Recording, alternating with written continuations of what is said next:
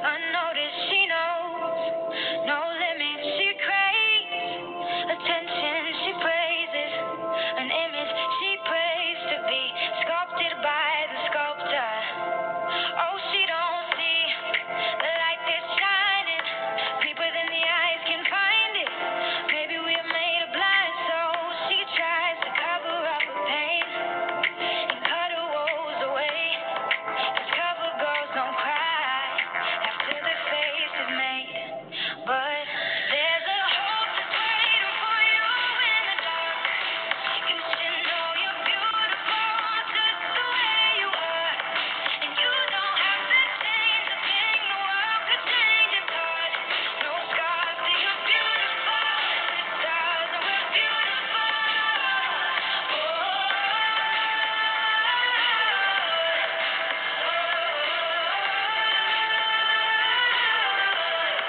And you don't have to change a thing. The world could change its heart. No scars, so you're beautiful. The stars, and we're beautiful. She has dreams to be an envy, so she sobbing, you know, cover girls eat nothing. She says beauty is pain and there's beauty in everything. What's a little bit longer? I can go a little while longer. She fades away. She don't see her perfect. She don't understand she's worth it. All that beauty goes deeper than the surface. So to all the girls that's hurting, let me be your mirror. Help you see a little bit clearer. The light that shines within. There's a hope that's waiting for you in the dark. You should know you're beautiful just the way you are, and you don't have to change a thing. The world could change its heart. No scars, so you're beautiful. The stars, and we're beautiful.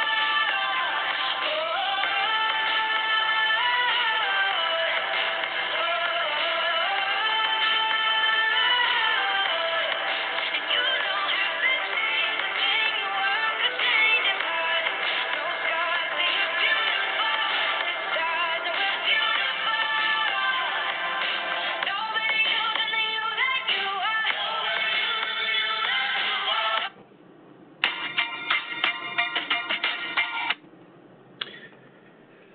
Good afternoon, everybody. We're going to go ahead and get started. I know that the presenter is eager to get started. I want to thank you all for coming on today and making time. I know you all have busy schedules. You're in school, and we are encouraged that you have thought it necessary to sharpen your sword and continue to get better with this boot camp experience. So, with that said, I'd like to welcome you to the first of 6 webinars as a part of the site Coordinator Learning Pathway. And the course that we are focusing on today is called Integrated Student Supports. And I hope you had a chance to complete the course already. The course is associated with this particular webinar, and if you haven't, there's still some time during the week to do so. I see some of you have already been working, so great job on that. Also, if you don't already know, we've set up a Yammer group on Yammer called the 2018 Fall Site Coordinator Boot Camp.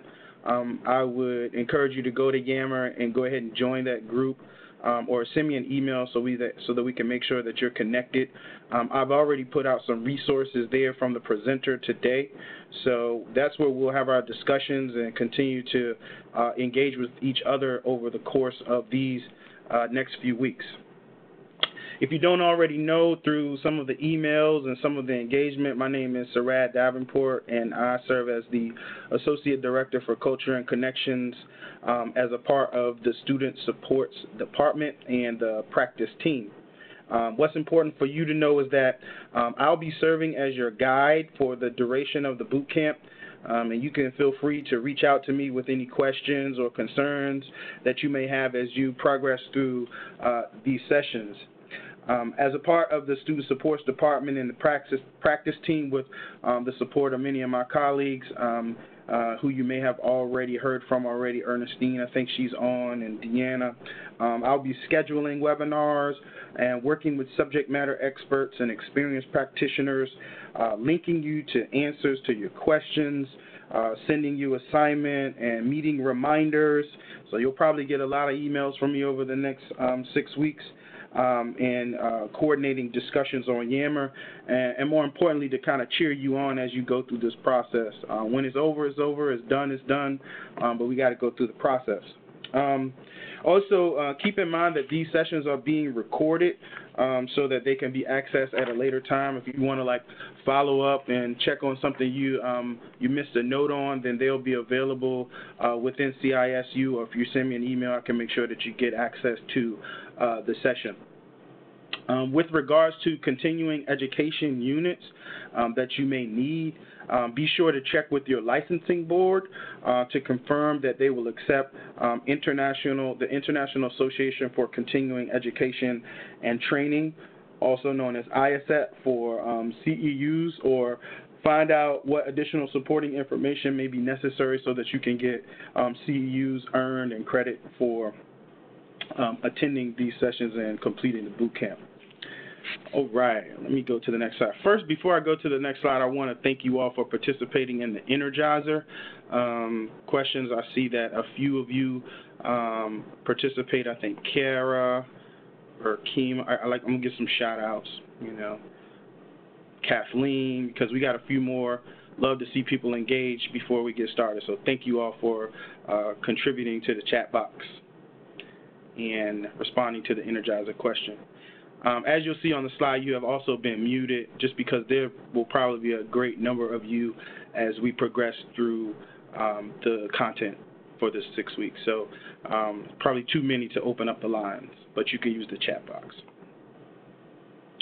As I said before, we'll be doing integrated student supports, and that's me.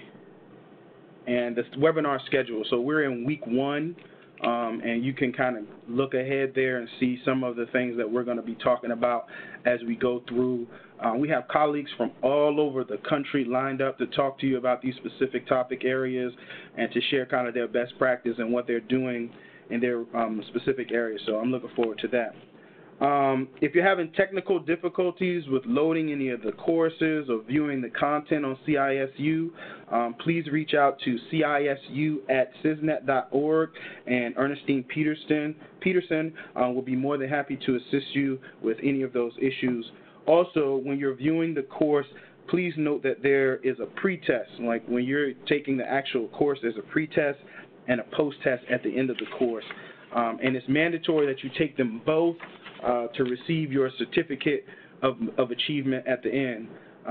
To continuously improve these courses and offerings, we ask that you email your thoughts and suggestions to myself or to cisu@cisnet.org.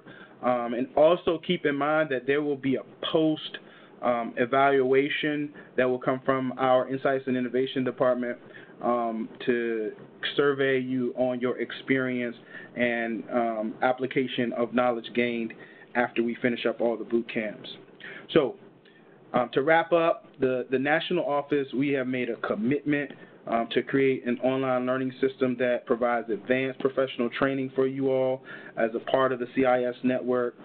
Position learning pathways just like this one for site coordinators are designed to provide all network staff with common information so we can be talking the same language no matter where we are in the country, and that we can have access to the same information. I mentioned before that you have been muted. And with that said, we're going to get ready to go into a deeper dive. I'm going to go ahead and introduce our speaker for today, and then she's going to move forward. And Dominique, I'm going to go ahead and unmute you now because I know you told me how to pronounce your name, and I'm going to probably mess it up. I'm going to try my best. Dominique Routier, is that correct? Routier. Sorry. Mm-hmm. So Dominique Routier, the Director of Talent, she's Director of Talent Acquisition for CIS of Richmond. She's been with CIS for 16 years. I found most interesting is that she spent 12 of those years as a site coordinator. So where you are, she has been. So I'm just looking forward to what she's going to share today. A little bit about her education background. She has a bachelor's degree in business administration and a master's in education. And she's been able to incorporate all of these experiences to benefit students and families in CIS. And with that said, I am going to check out. And I don't know if Dominique, if you're going to be using video today. If not, that's fine. But if you are, we'd love to see you. But if not, it's okay either way. But I'm going to turn it over to Dominique, and she's going to lead us on this discussion about integrated student supports and hopefully refresh you on some things you already know, but also extend your learning and possibilities about things that you can do as you continue to grow in your role as a site coordinator. So, Dominique. Good afternoon, everybody, and thank you, Sarad. I'm going to forego the video because my lighting is not very good in here, so Okay. I'm just going to reach out to you all and hope that you can feel my genuine enthusiasm for what we're going to talk about today. And it's not hard for me at all. I love CIS and what it represents, and I just want to be clear in saying thank you for the opportunity to share with you some things that have worked for us in Richmond. And hopefully, as you have questions, Sarad is going to help manage those so we make sure we don't miss anything and able to get to everybody today. So, Sarad, should I just ask you when to go forward? Okay. So everybody knows that communities and schools, our mission is to surround students with a community of support, empowering them to achieve not only in school but in life. We know that the longer we keep our students actively and effectively engaged in the educational process, the more successful that they will be later on. So let's talk about some of the challenges. There used to be a time when there were clear-cut lines to what we expected from the school community and what was expected from the home. So just think about it. A rainy day or missing a school bus can throw any family off its game enough to ruin that person's day. Parents, our parents, stumble every day over obstacles like unyielding job schedules, not being able to provide for their families the way they really want to, crippling language barriers, which is something that we're going through in Richmond right now with a larger Latino population, and really being able to give those families the services and connections that we really want to be able to give them. Things that could prohibit even the most well-intentioned parent from giving their children the daily support they need. Many of our students don't even have the basics that most of us take for granted, like having enough to eat and just the basic medical, mental health, or dental needs. So, where does CIS fit into this scenario? Well, let's talk about it. Schools are actually expected to do it all, but they can't. So, go on to the next one. So, CIS, the work that we do, and it seems real busy on this illustration, I want you just to take a look and see those things that you feel that oftentimes you are responsible for. Whether your cache of resources is many or few, the challenge is being able to connect these resources to the students and families who need them.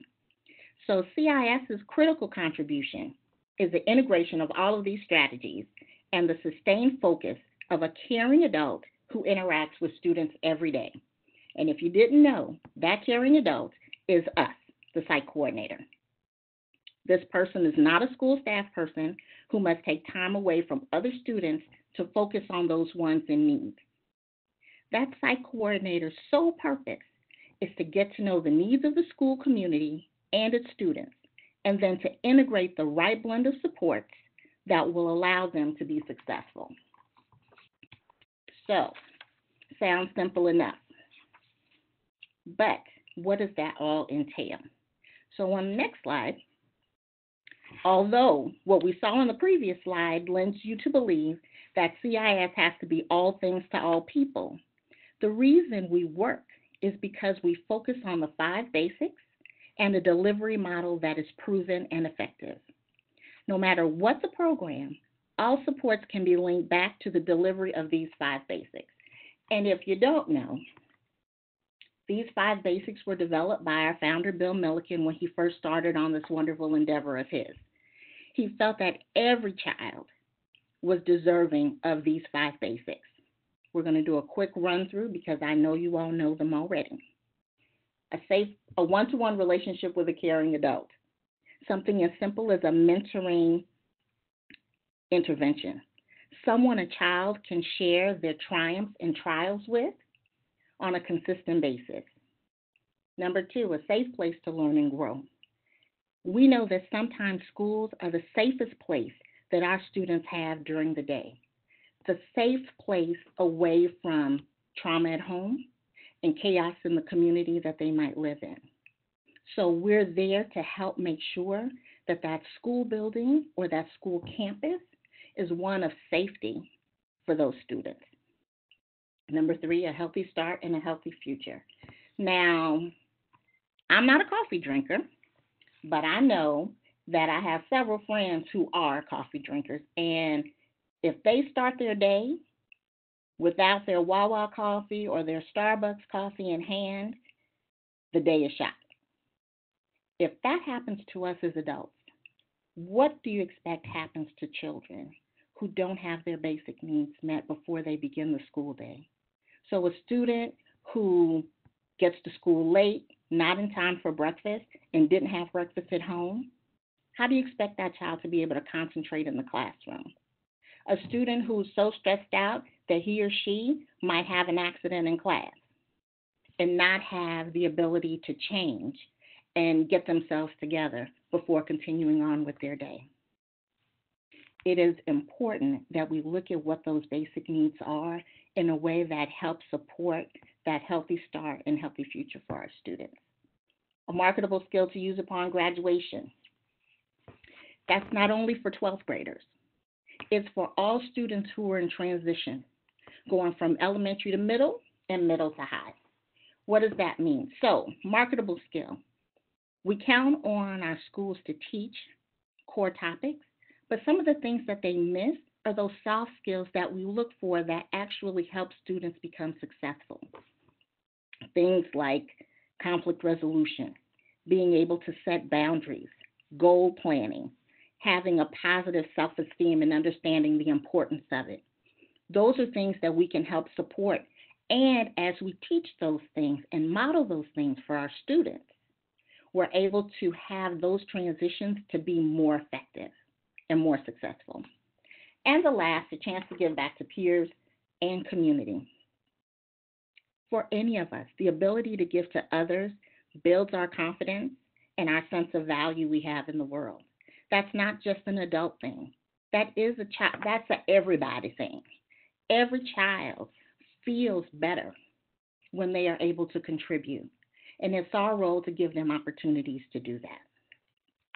So, now that we have the core reasons for what we do, let's look at the vehicle by which we can do the work. All right, the lovely model. The CIS model, when implemented with fidelity, allows the site coordinator to clearly communicate the CIS process. So let's take a look. The needs assessment clearly documents school strengths and areas of growth. Those things are indicated by surveying students, by talking to school administrators, faculty and staff, parents, and community stakeholders. So let's be clear, all of those things are important. And it's not just teachers that are important in those needs assessments, but looking at all school staff.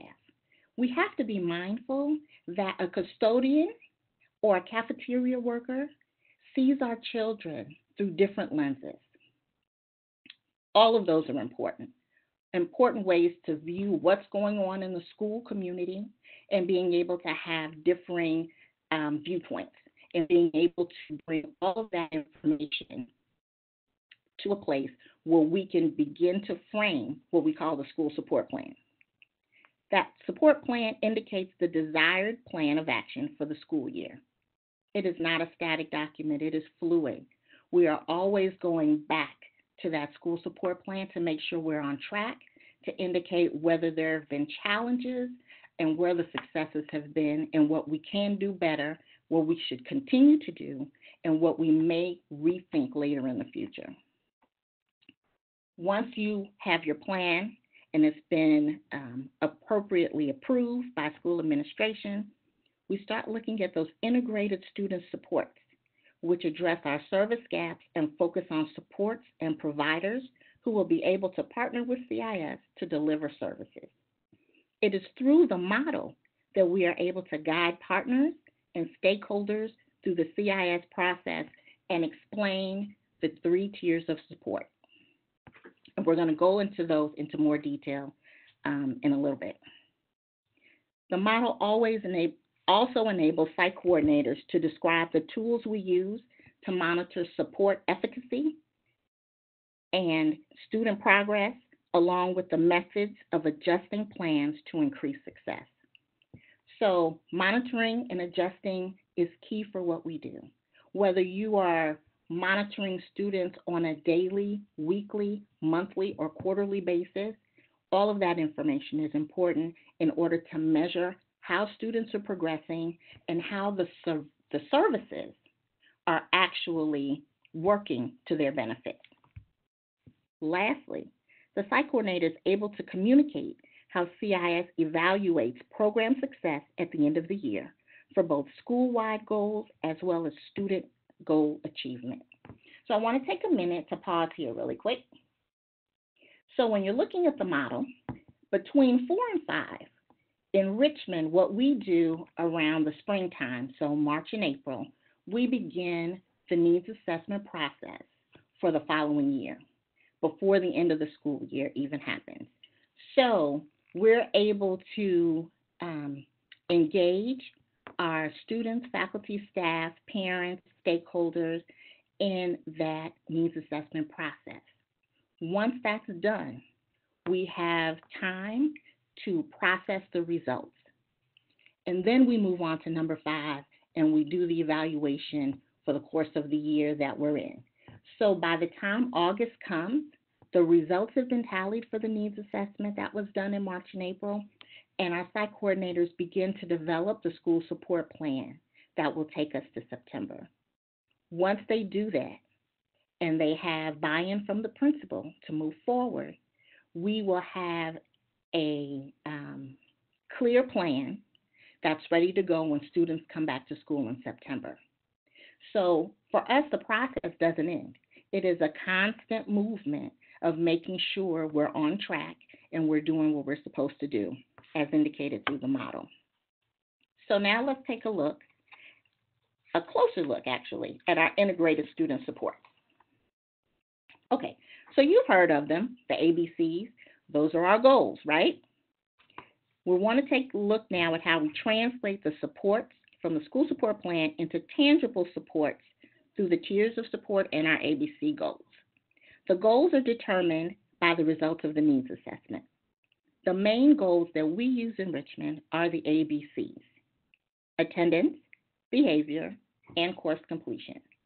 If you use other goals such as career, college and career planning for your tier 1s, that's great for your school-wide goals. But when it comes to student goals for your case managed students, whatever goals you choose in addition to the ABCs, that's fine. But you always have to at least address one of these ABCs. So once you determine the support plan is devised to indicate the type and manner of service delivery. Of course, we call those the tiers of support. A quick rundown. Tier 1, all students, widely accessible services, and school supports. Our sites are supposed to have, according to our TQS standards, 4 to 6 of these per year. And through the course of the year, we're to reach 75% of the school population through our Tier 1 supports. All right. Our Tier 2 and 3 supports, those are engaging our case managed students.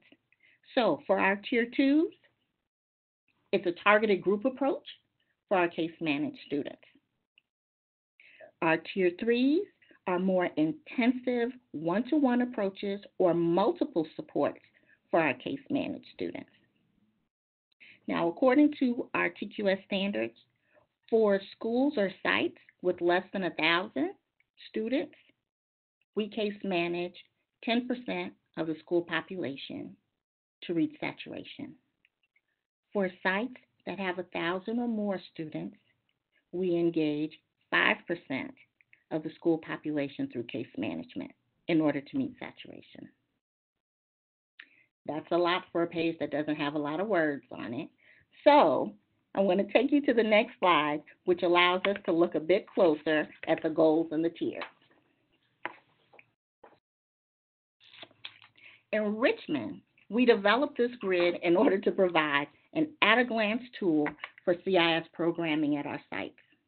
I will say it has been a great tool for school administration, partners, providers, and volunteers so that they see exactly where and how everyone fits in with the service delivery at the site.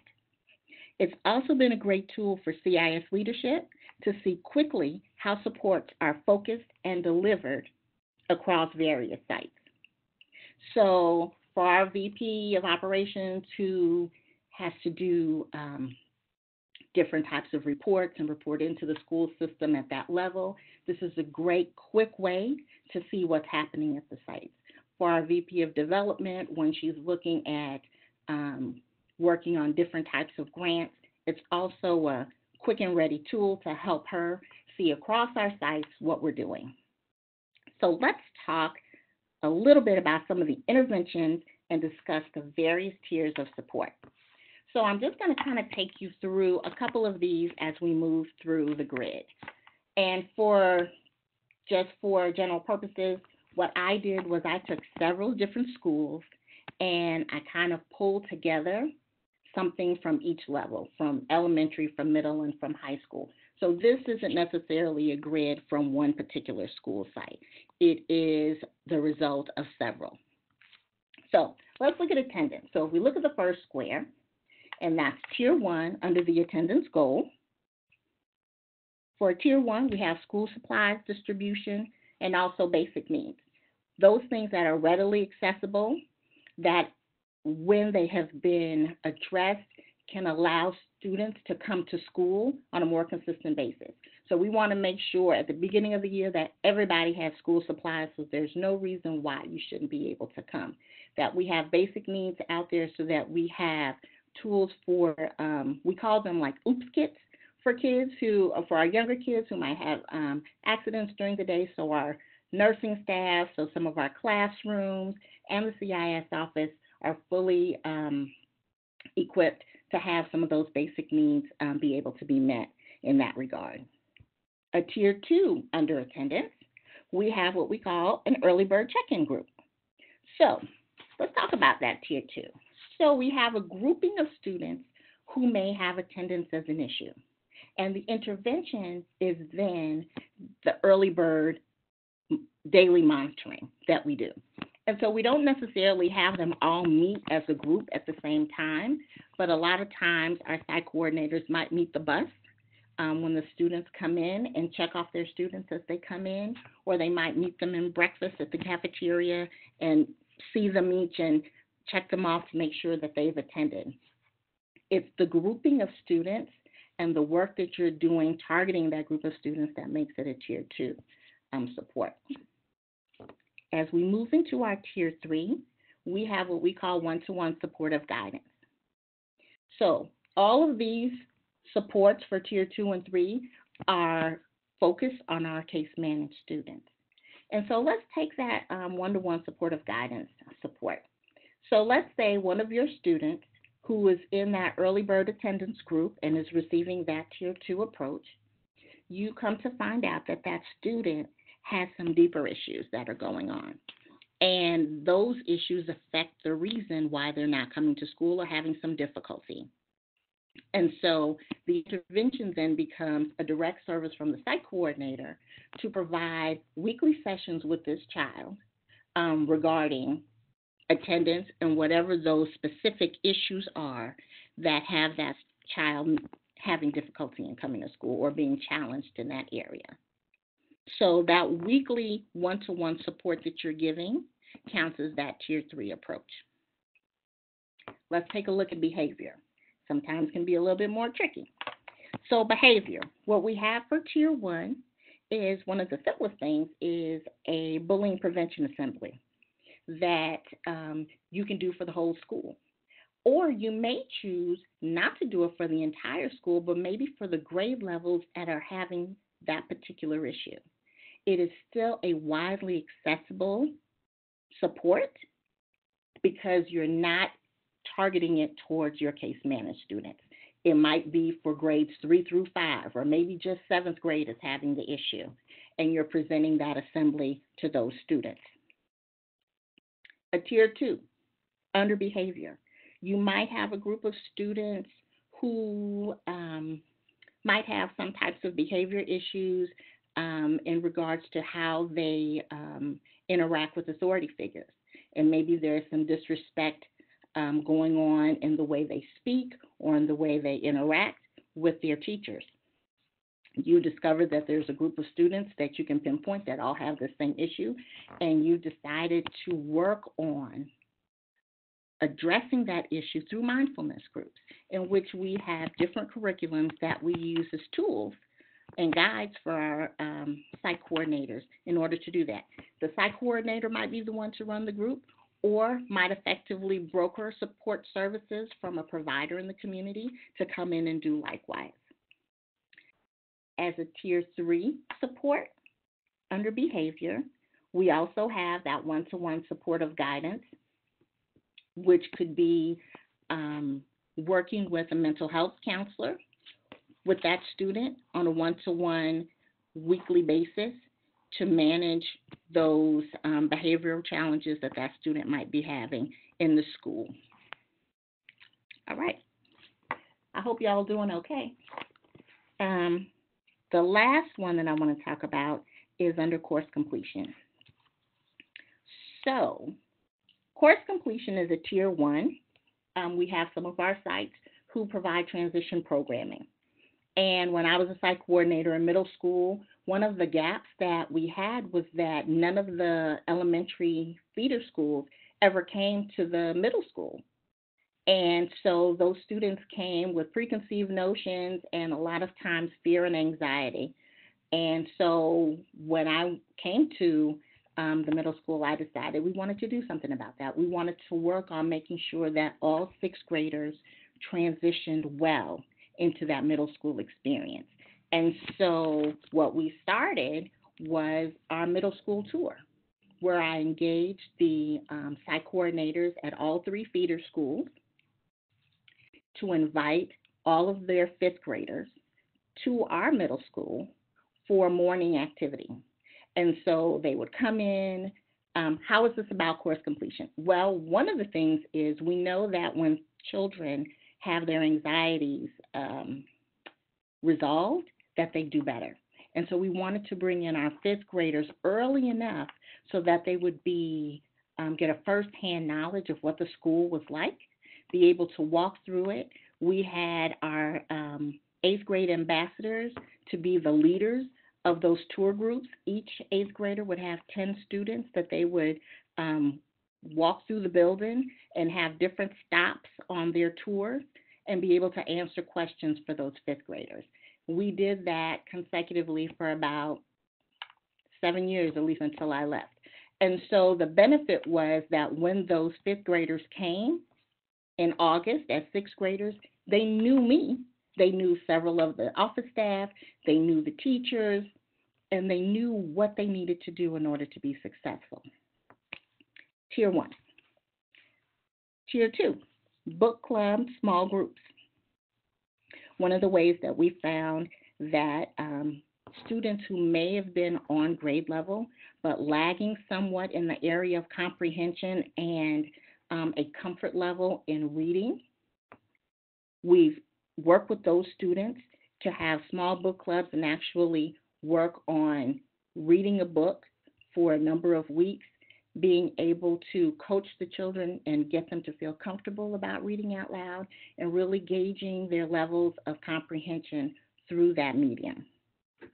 And tier 3, the last one for course completion, was a pen pal program that we had for 5th graders, where we engaged 5th graders at our feeder schools with 8th graders at the middle school, and they would write each other back and forth. Now, for both sets of students, it was really geared towards, specifically for those 5th graders, getting their writing abilities, getting them more comfortable with writing, being able to share out loud the information that they had, and just being able to process with them more one-on-one time to give them the ability to take their time and write without pressure, and being able to work with the site coordinator that way. And once those letters were written, to be able to exchange them with those 8th graders on the other side and get responses back. So those are just a few of the examples that I wanted to take you through regarding some of the ways that we provide services and how they would look on the integrated student support grid. Now, I want to take you back to when we touched on the 5 basics earlier. So Dominique, I just wanted to kind of chime in here. I was very excited when I saw this chart because, the ability to kind of track what you are doing or your plans for the year, and also to be able to very clearly share that with others who are who need this information, whether it be management or partners and things of that nature. I thought this was a great tool, and I want to, just thank you for making that available and letting everybody know that this chart as a blank chart is available on Yammer. I put it up there today, so hopefully folks will begin to, kind of innovate and use this also. Thank you. So thank you. I hope it helps. It helps us to be really clear about what we're doing. And if you notice, in the grid, what we want to do is not just look at the name of the programming. We want to know what type of programming it is. So, for instance, the high school or middle school tours, what we want to say is that it's a transition program, and then identify what it is at our site, what it's called. So then when people look at it, they automatically know what it is that you're doing. So I hope that you all find it helpful and are able to use it to help you kind of streamline what you're doing at your sites. But as we go to the next slide, we talked about earlier how to demonstrate the 5 basics at your school. So when I started working in my middle school, I wanted to be able to show parents, partners, and volunteers how programming aligned with the 5 basics. Now, I don't know about you, but I sometimes need to have better visuals, and I need to be able to see things in order to really understand. So I developed what I call the 5 basic bubbles. And so basically what you see is what I did. I identified the 5 basics, and then I moved from my grid into my bubbles what those things were. So for instance, I'm just going to go over a couple. The one-to-one relationship with a caring adult. What did that look like as far as service delivery? Mentoring programs, supportive guidance.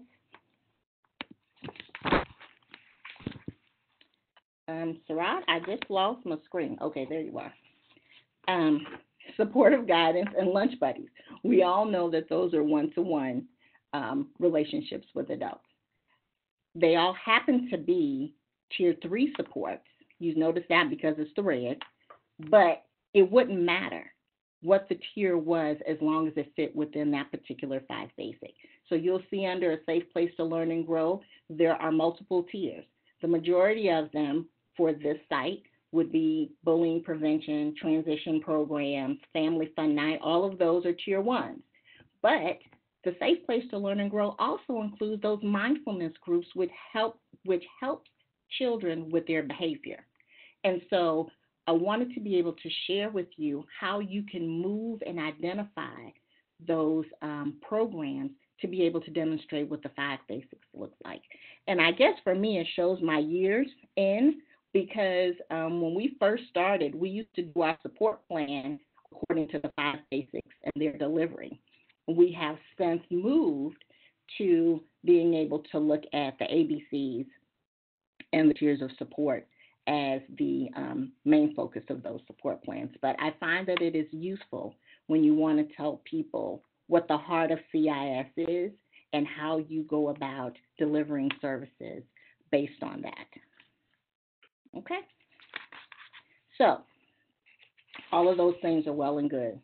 The tiers of support, the ABCs, those functions, but how do you really do it? How do you really sit down and do the work?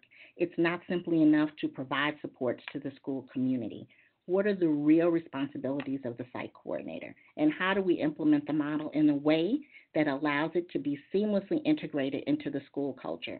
It doesn't happen overnight, and it is not always an easy task, but it requires us to be dedicated to doing things with a certain outlook. So, I encourage all of my new staff to be able to tell the story. And what do I mean by that?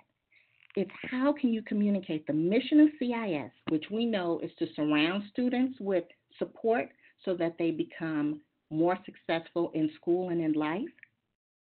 How do you tell that story through a particular student?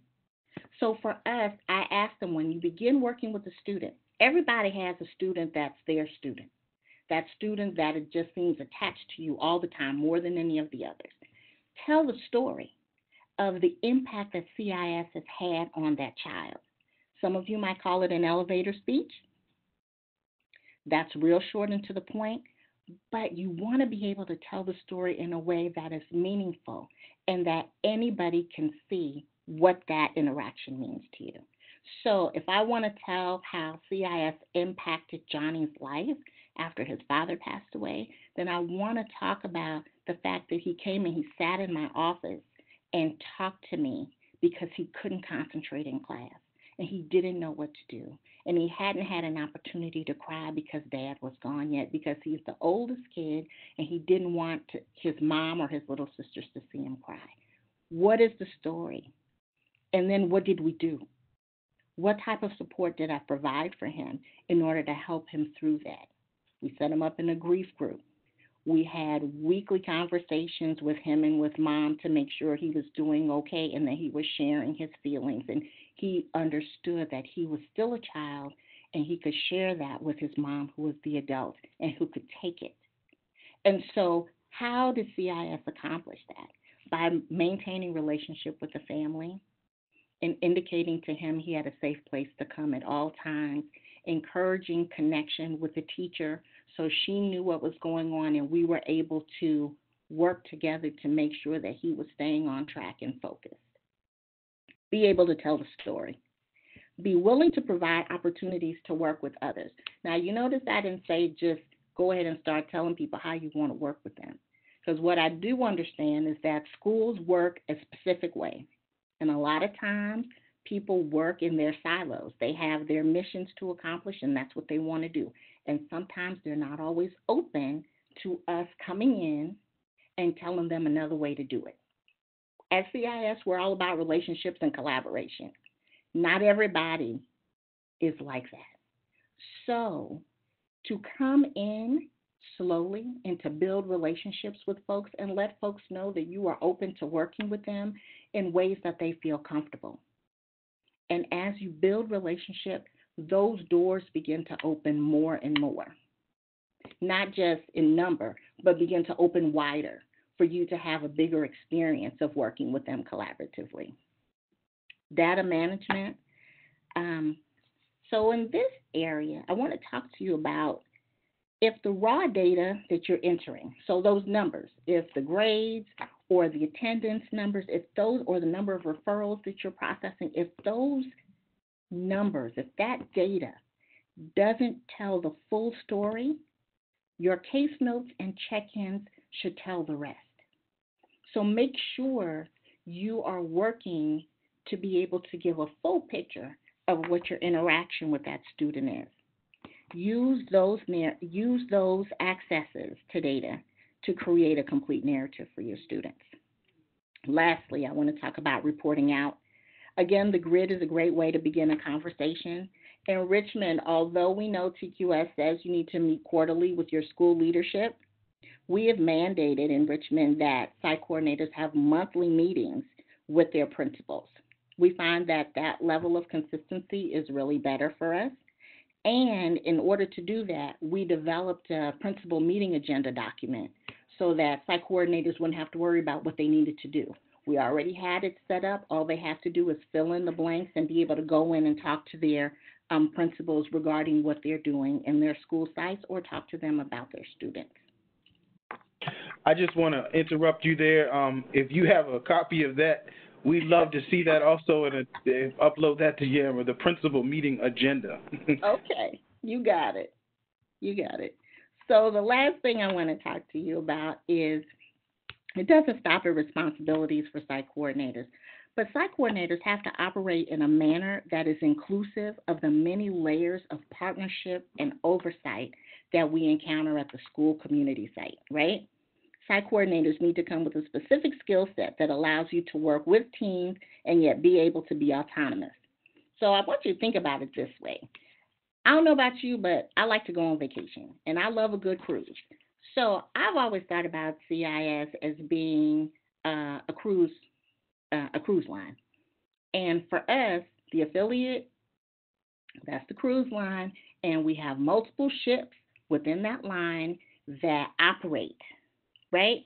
You have to be able to steer your own ship and navigate that ship while abiding and maintaining the standards of the cruise line, literally. So even though there are differences, the model that we implement helps to keep us on track, right? And so you have to be able to know how to work with a team and yet focus on how you're running your site in accordance to the things that you need to do for CIS. So what does that mean? It means that you need to know the varying degrees of teamwork and what works best with any given situation. Sometimes you're going to be working cooperatively with some folks. Sometimes they're going to ask you just to coordinate everything, and that falls on site coordinators quite a bit. There are other times where you're going to be able to have the luxury of literally having true collaborations with different partners, having the same amount of input and working towards a consistent goal, right? You've got to be able to know the difference and make sure that everything you do doesn't have to fall into one of those particular definitions. You have to be able to identify which is going to work best for that circumstance. Secondly, managing change effectively. You've got to be able to see change when it's coming. And in a school site, I'm telling you, there's no better example of how things can change on a dime. Literally. They don't work like they do out here in the for-profit world, where things are real strict and by the book and, schedules don't change. With schools, schedules are apt to change. And in the cause of being able to set an educational schedule, they will drop something else in a heartbeat that's going to affect that. So you have to be able to see the change coming, and the only way for you to do that is to be visible. And then to be creative when the change happens, to either refocus what you're doing, maybe scrap it all together for a different time, or to be real creative about managing what you're doing to fit what it is the change has become. So being able to manage change. Being able to communicate is necessary in everything that we do, and understanding the different styles of communication is needed when working with diverse groups of people. Be present. Understand what your staff likes and doesn't like. If your teachers don't appreciate and don't read their emails, don't send them. Put documents in their boxes and go from there. Follow up with them as a group. So what does that look like? For us in Richmond, we have encouraged, and actually we've mandated our staff that every quarter you should be meeting with a different grade, with a grade level. So if you're in middle school, every quarter you have to meet with the 6th grade team, the 7th grade team, and the 8th grade team. Why? because it allows us to communicate in a different way. You can meet with the whole staff at a staff meeting. That's great. But what we do know is that when you meet with each grade level team, the intimacy of conversation changes. You're a smaller group of people. They're able to ask you more questions. You're able to communicate with them on a whole different level and get to know those teams in that capacity. We found that to be very, very helpful in how we're able to consistently communicate things to the staff and have everybody hear the same thing from us in different group settings. Last section, good judgment. It's necessary when you're deciding how to prioritize everyday tasks. Having a process is essential, and being able to communicate that readily and on a consistent basis. I want to talk to you all about judgment. I train new staff that they never have to feel pressed to give a hard yes or a hard no right away. There's nothing wrong with being able to say, I hear what you're asking me. Let me take a moment to go over that, and I'm going to get back with you with an answer. It is okay to say that. People will understand. The key is you got to follow up. You've got to follow up with them and do what you said you were going to do. One of the things that we do here is I give all of my brand new site coordinators a notepad, and I tell them on any given day when you leave your office to go someplace, maybe you're going to the sixth grade English class. Between your office and the sixth grade English class, you're going to get stopped 4 or 5 times. And people are going to expect you to remember everything they said to you when they stopped you in the hallway. Write it down. Let them know you're going to check on that when you get back to your office, and you're going to get back with them. Whether you get back with them by email, by a card in their box, or you come to see them in their room at some point during the day or the next day, do that thing. But don't be pressed while you're in the hall to make a snap decision on something you haven't thought through or look through your calendar to make sure you can do. Okay? All right. So we are at the end. And I love this graphic of the pipeline to graduation. Even though CIS of Richmond, we don't do work with early childhood programs, we do have what we call the P3 coordinator, and she works inside of the elementary school to help bring more information to the community about the school and to really gear them up for coming in. One of the main things that she does in the spring is really ramp up that kindergarten registration and help to support the school with getting those kids registered and making sure they have good information to know what the school's about. So during the course of the year, she'll do programming around that opens the school up to the community and provide information for those pre-K families before they come in. And usually those families already have students coming to the school. So we want to make that transition as seamless as possible. Also, although we work in high schools, what we do work with our 12th graders is doing is helping them to try to plan for what's going to happen once they come out. Those case managed students, we want them to know that we're with them and that we understand that there are going to be some challenges once they graduate and help them to come up with a plan of action for that post-secondary choice. So I just thought I'd share that graphic with you as we talk about the takeaways. First takeaway, share what you know, and don't be afraid to ask questions. Don't be afraid to say, I don't know, but I'll find out. Or I don't have it, but I know a resource for it. Share what you know. People will come to you or come to identify you as oftentimes that go-to person. And I know sometimes site coordinators say, but I don't know everything. That's okay. But the fact that folks trust you enough to come to you with the question or the ask is a great thing. Secondly, realize the importance of making connections with staff, students, families, and community. Everything we do is based around relationship and building a stronger fabric in that school community. And the only way you do that is through relationship, not necessarily through programming. Lastly, remember that you are not alone. Your teams, your program directors, if that's how your affiliate is set up, and partners share the load. If that's not your structure, um, be intentional about making connections with other site coordinators who are going through similar things that you're going through. In Richmond, we have 39 sites, and so everybody feels like they're a ship alone on the water. But what we have done as management, we have provided opportunities for staff um, to fellowship together. And so once a month, we have a full staff meeting where everybody comes together. We share tiny wins. We disseminate information regarding the affiliate. We provide them access to professional development and also community resources. But also, once a month, we have team meetings for our high school, middle, and elementary school teams separately.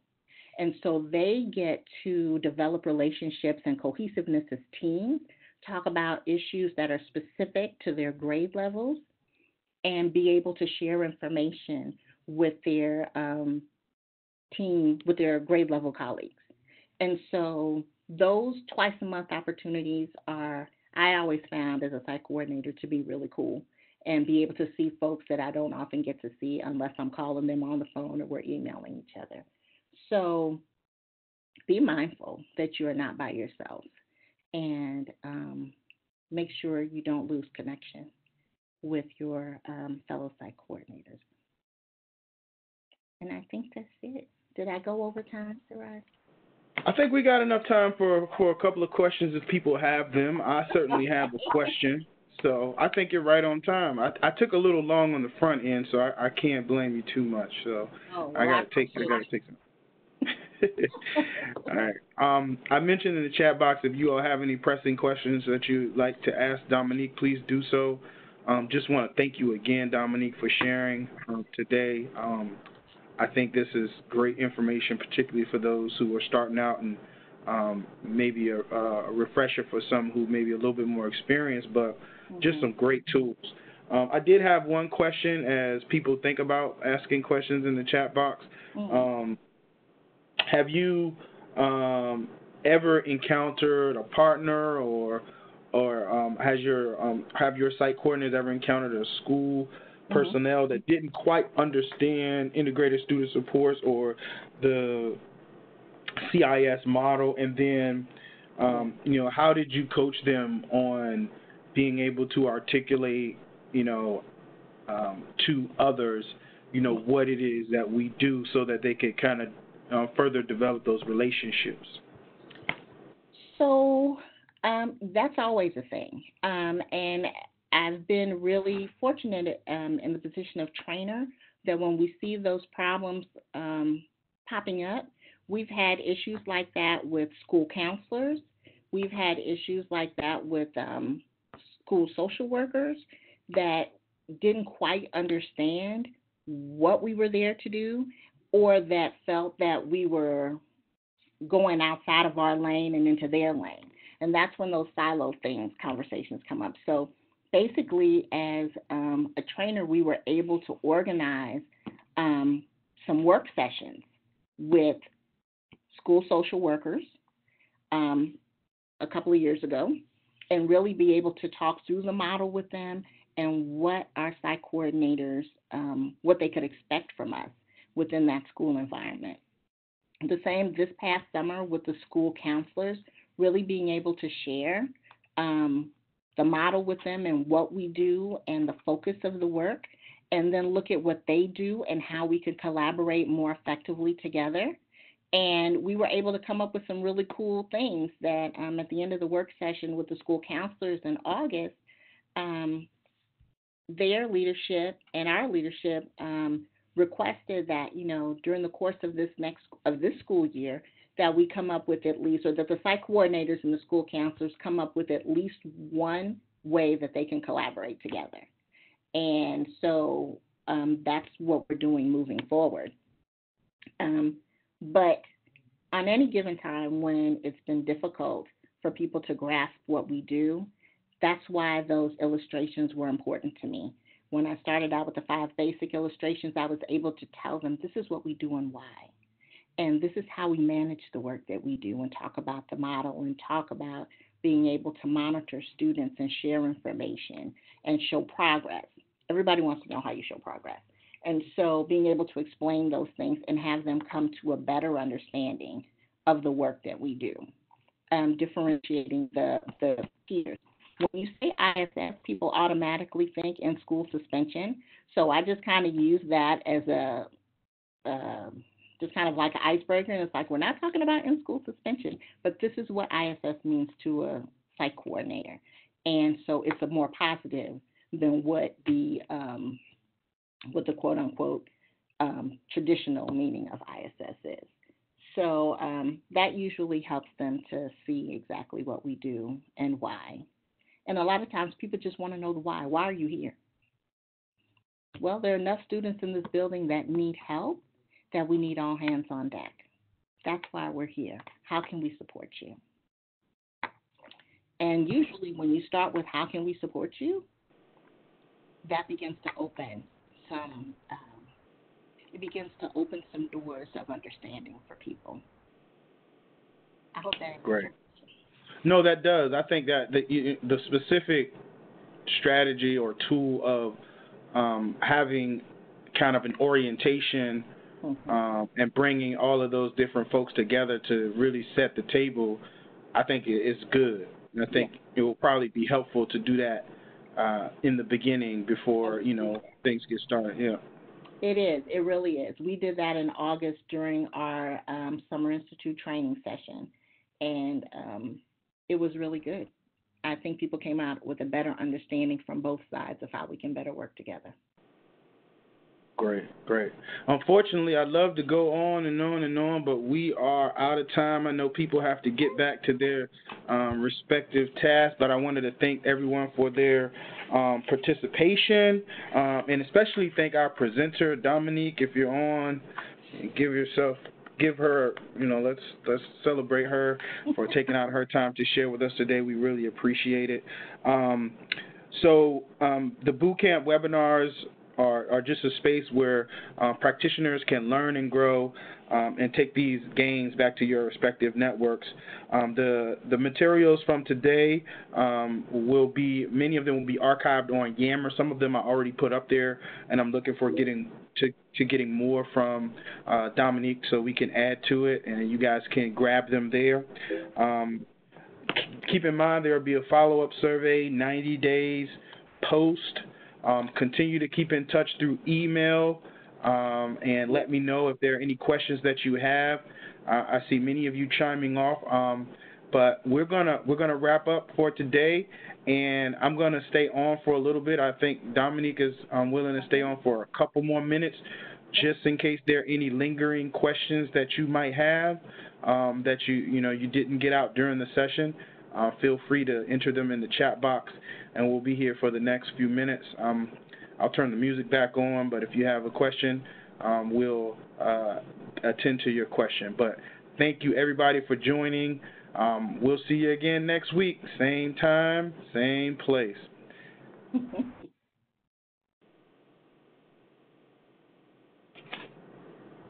Rob, will you share my email information with them or no? Sure. I mean, that's totally up to you. If you're okay with it. Yeah, I'm on Yammer anyway, so if you want to put it on one of the slides or whatever, I'm good with that too. Well, what I'll do is, for now, I'll enter it into the chat box. Okay. And those who are still on can grab it there. Okay. Make sure they have it. So you want me to type it in? No, I got it. Okay. There you go. Thank you.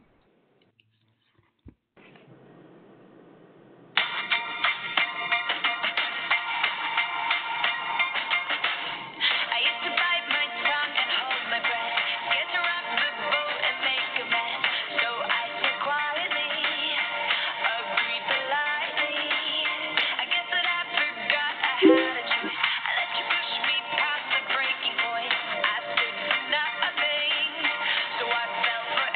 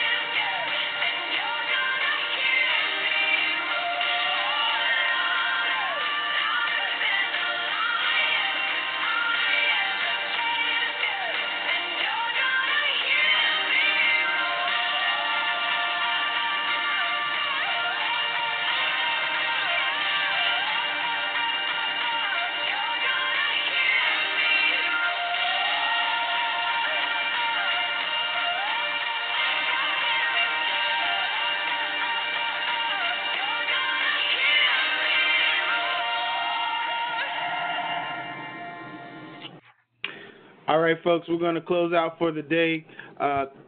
Feel free to look on Yammer and to look at the resources that we provided there, and continue to keep your eyes there for more things that are coming. Continue to go through the courses, and we'll see you again next week for the next session, the next boot camp session. Thank you all for taking the time to come out and participate today, and we'll see you soon.